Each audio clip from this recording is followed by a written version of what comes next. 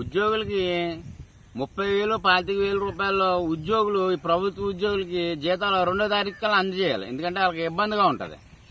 అదే 50,000 పరిధిలో ఉన్న ఉద్యోగుల జీతాలు 12వ తారీఖు, 15వ తారీఖు లోపు ఇచ్చినా కూడా ప్రాబ్లం ఏమి ఉండదు. వాళ్ళు ఎలాగలాగానే కొద్దిగా నిల్వలో ఉంటారు కాబట్టి చెల్లించుకుంటారు. వాళ్ళు అందించవచ్చు వాళ్ళకి.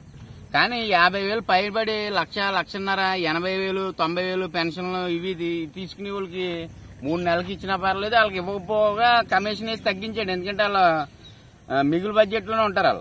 వాళ్ళకేమి ఇబ్బంది ఏమి ఉండదు. 50 పైన దాటేసిన వాళ్ళందరూ కూడా పర్లేదు, ఎక్కువగానే ఉంటది వాళ్ళ దగ్గర, నిలబడే ఉంటది సొమ్ము.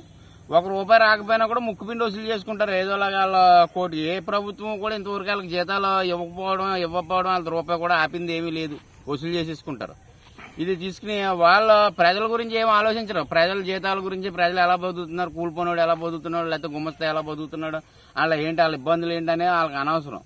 మీరు ఎక్కువగా ఆలోచించకుండా ప్రభుత్వ ఉద్యోగులకు జీతాలు పడలేదని సోషల్ మీడియాలో మీరు షేరింగ్ ఇది చేయకండి, దీని గురించి ట్రోల్ చేయకండి.